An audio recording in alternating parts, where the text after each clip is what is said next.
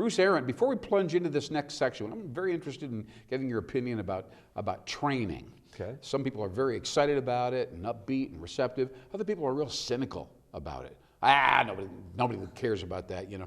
So we'll talk about that in a second. Okay. But you are a well-known children's book editor and illustrator par excellence. You've gotten some notoriety the last few years as being named Nebraska's top children's book editor, and you're working with the school systems throughout the entire state. But something happened recently. Tell me about your 3-day Well, I was caravan. mentioning before the show that I was out in Broken Bow and Kearney and Grand Island, and had working both with public schools and a public library in Kearney. Yeah.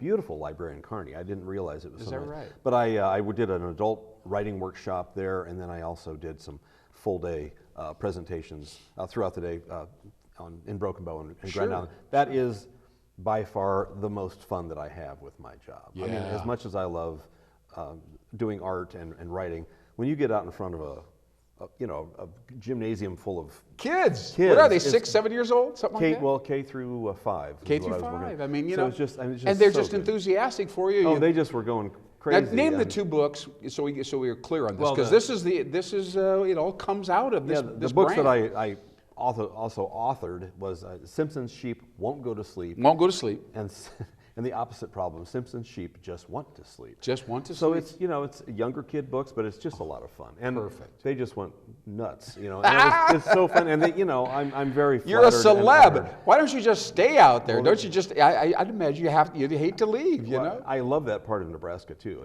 You're out near the sand hills and all of that. I love that area.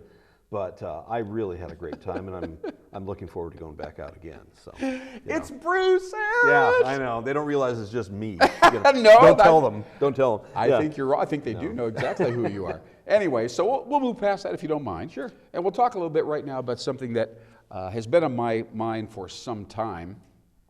And that is, of course, I mentioned to you several weeks ago, we've all learned about the Nebraska, we'll call it statewide revitalization initiative.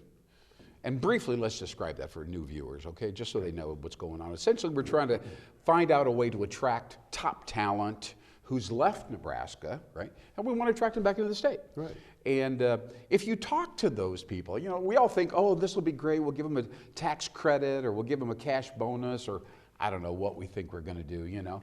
But if you talk to those people, it's really not about that. It's really about they want to work at a company where they have the opportunity to do something interesting and hopefully something kind of new, something innovative. They want to work for a competitive company that cares about being first or getting ahead, or you know what I mean? They're tired of this same old kind of thing. Same old thing, and they know they're young, so they're going to probably get stuck in the back of the office, and they're going to be asked to do a lot of menial things. Right. They want to be heroes. They want to ride into the war and wave the flag, and they want to win for their company. Yeah, I get that. And a lot of business owners either don't get it, or they're like, you know, I wouldn't know how to provide that experience if I could. So that requires kind of an opening up, an enlightenment, a training process, and say it's really possible to do so, to give this, and to be that way. And so, I mean, what if all of a sudden you've been creeping along every year for last 10 years, maybe at 1 or 2 or 3% growth? All right, the economy's growing 2%, so your company grows 2%. Right. I mean, that's not uncommon. Right. That happens all the time if you're a well-established company. But what if somebody rode into town and said, I think I know how, with your cooperation, a little luck, we can increase sales by, let's say, 15%. Huh? Why wouldn't you? Wouldn't that be exciting?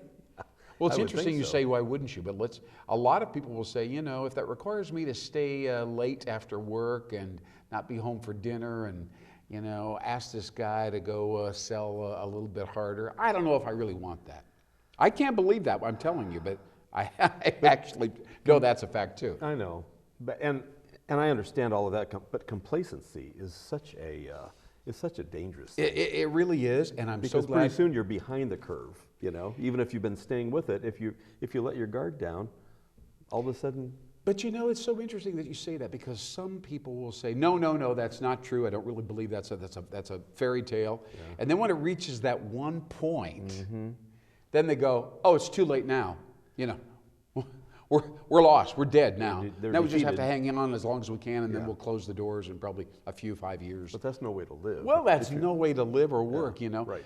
But it requires an outside catalyst and exposure to new ideas. And that's what it usually takes, is an outside catalyst. An outside catalyst, right? Because we can't, a lot of times, the other danger is trying to create inside of a vacuum, and all you're just kind of self-feeding your own thoughts, and you don't have any fresh ideas, you don't have any fresh perspective. It's all about perspective Absolutely, from absolutely. the outside. So Nebraska is about helping Nebraska's businesses increase their sales dramatically, cultivate talent, and build a culture that's more proactive and where people are happier being there and do more. Vibrant. Vibrant is a great word.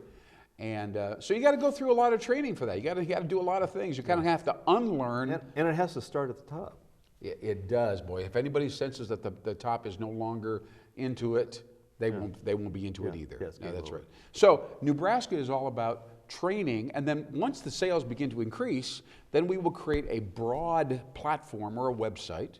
We'll have lots of publicity about John Doe and Associates and Carnegie doing great this year, that kind of stuff. Right. And we're hoping then we'll have job placements there. We'll have basically ads for jobs available, right?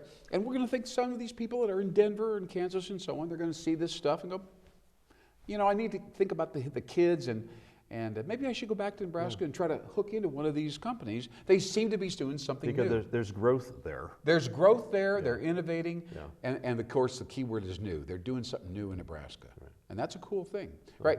So we're kind of launching the training initiative. That comes first.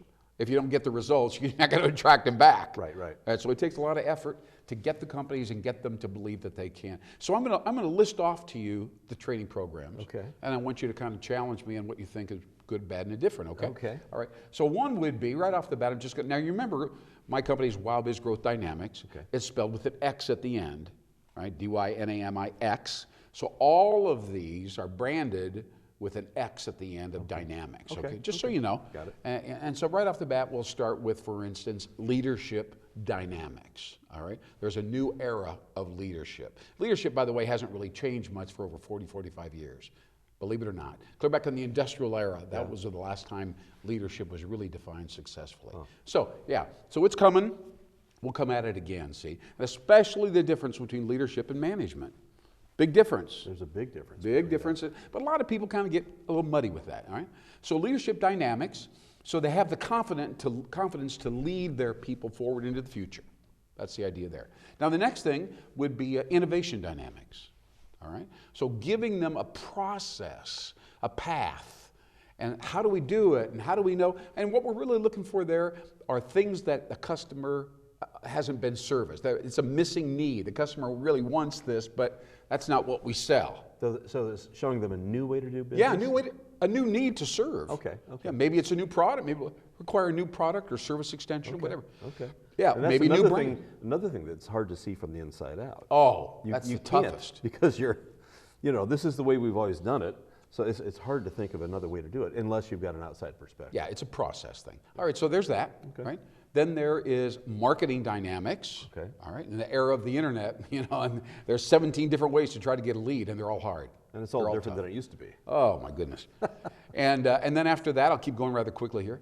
Sales dynamics. Okay. All right, trying to close the deal now, trying to build relationships and close the deal. Okay. Right, that takes some time, of course. Then after that, change dynamics. Like corporate change? Yeah, corporate change. We talked a second ago. I mean, change is a whole mindset. You got to believe that you can change. Yeah. Otherwise, after the training programs are over and you head back to the home base, they will very steadily go right back to what they were doing beforehand. You have to keep chipping away at that. Oh, so change dynamics. Okay. Right? Now, after that, culture dynamics. And that's actually almost hand in hand with change, but it's different. It is different. Some people will say, strategy is really, really good. You got to be able to strategize. But culture is even, because you can't implement an idea if your culture doesn't support the idea and they don't vow to work together and I got your back and I'll work with you and we'll try to get this new product out there and I'll handle this or you do that. If you don't have that going on, The previous culture won't be able to support it. No. Right. So you got to have a definite, clearly different mindset with culture. And then possibly team dynamics as well, small group interaction, and because if you don't get along with people, the projects aren't going to get done. All right. So there's a lot of stuff there. Yeah. Now, which one of those? I come to say the 6 months. You can take a 6-month program and just choose 6, or 12, and we only guarantee a 15% increase in sales if you do all 12. Okay. 6 is too short a time to guarantee anything. Right. But which one of those jumps out at you as the one to lead with? Somebody says, this sounds interesting. I don't know. We might want to do this. Let's start with blah, blah, blah. I almost think, because I've been through it in the corporate world, I think cultural change. Really? Yeah. Cultural dynamics. I've seen how that, how important that is. Yeah. Because I see it as a real foundation personally, from having lived through it and It's gone a good through point. it. It's a good point. I mean, they're all valid, Yeah. but I think that's the one that kind of jumps out at me. I'm surprised. I thought you'd say leadership. But culture, now that I think about it, in your background, I know you've mentioned several times, that's a critical piece. So thank you for sharing that with me. Absolutely. Well, we're kind of wrapping up here. This has been a busy show. It has been. We've been touching a lot of things. Boom, boom, boom, boom, boom, right? And then we go deep into this whole concept of change, and it's so pertinent to the state of Nebraska, I have to tell you. I'm going to have the opportunity to visit in a few days with some of our state leaders, and they're launching Blueprint Nebraska, as we mentioned that before. Yeah. And so now they're getting into, they've got the vision and kind of the general idea, so now it's implementation. And so we got Nebraska over here. We're doing, you'd think that Blueprint would have training as a component, wouldn't you? It does not? Well, I don't know. We're going to find out. I didn't We're going to find out. But I would think, wouldn't that be like the first thing? One would think. Yes. And I don't know if they're going to be working with chambers, economic development, how are you going to do it? But that's where the rubber hits the road, though. Yeah. That's where the rubber hits the road. And we'd like to, we'll be watching that. We'll see what happens. Well, Bruce Aaron, thank you so much. And again, congratulations on your tour. Thank you. And the sheep are waiting to be taken out the door again. I promise you that. The flock is ready. Absolutely. Well, I'm Lynn Hinderrocker. Thank you so very much for watching us here on WOWBIZ Nebraska. Now you know everything you need to know about the future, the State of the Union here in the state of Nebraska. How's that? Thanks so much. We'll see you next time on WOWBIZ Nebraska. Bye-bye. Thank you.